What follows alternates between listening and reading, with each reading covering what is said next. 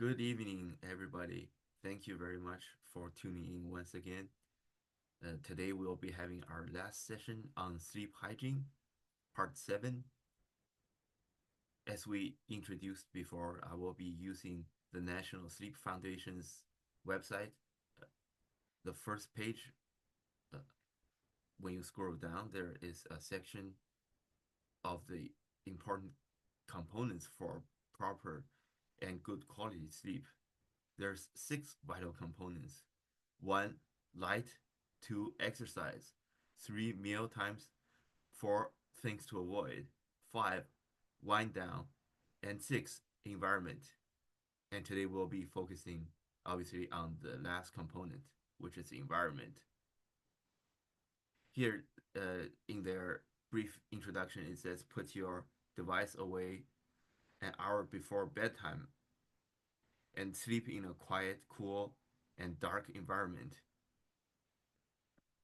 So I will elaborate on each of the components. First of all, we want to avoid sleeping in a very hot, humid, or extremely cold environment.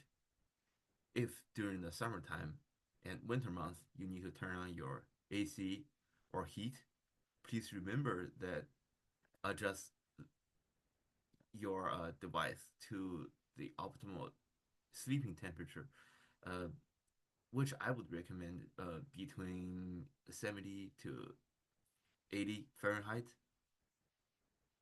That is the ideal temperature for sleeping, and don't make it too hot or too cold. Especially during summer months, some of us like to turn it down to very cold temperatures, and that makes us prone to uh, cold, catching a cold, which is not very good for the body. Also, there's other components under the environment aspect, which include light, air, noise, etc.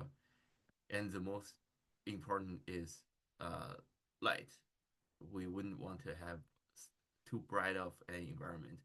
And I won't elaborate too much into this because I have already discussed things to avoid and things to practice in the session 2 of our sleep hygiene series.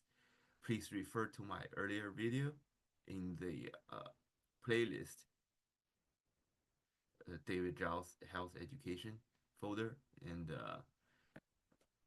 light is discussed under session 2, part 2 of this sleep hygiene series.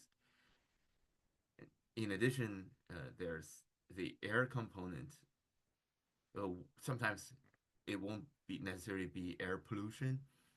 For example, you wouldn't want to light uh, strong odor candles. Uh, I've seen candles produced by manufacturers. Many of them are very strong in odor. When I smell them, it's uh, unbearable to a certain degree, at least personally. So that wouldn't be ideal for sleep, especially right before sleep when you extinguish them. And remember, always remember that when you light candles, please pay close attention in terms of within your sight.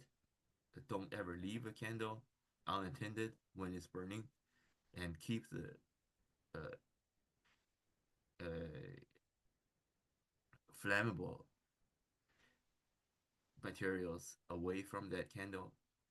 Especially pets also. A lot of us have cats and dogs. When their fur catches on fire, that wouldn't be good. So, in terms of air, also make sure that, as we just discussed, with temperature, you wouldn't want to have a damp environment, damp air, or humid air when you're sleeping. That will affect your sleep quality. And then there's another important aspect for the environment when we sleep. which is noise. Noise can cause a significant pollution and or problem or sound. What is the ideal sound and noise level for sleep? I'll just throw out an example. Ideal sound noise level would be fan or air condition running, as well as in raining weathers. Of course, we're not talking about thunderstorms with rain droplets hitting the roof very violently. And also, if you live near freeways, it's important that you should try your best to install noise proof or noise reducing windows and or glasses to make sure that you will have a serene environment for sleep. So that is it for this session. And if you have any questions, as usual, please leave me a comment in the comment section, and I will again put the National Sleep Foundation's website in the description below.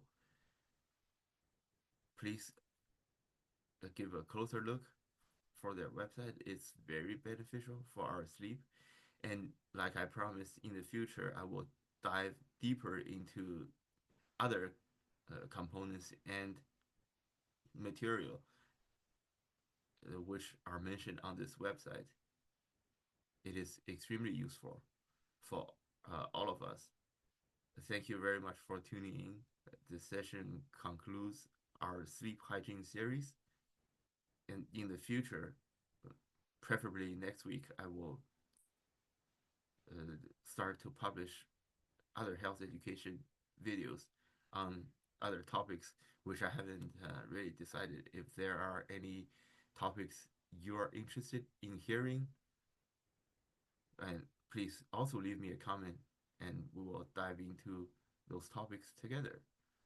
Thank you very much once again, and I hope you have a great rest of the week. I'll see you next time. Bye bye.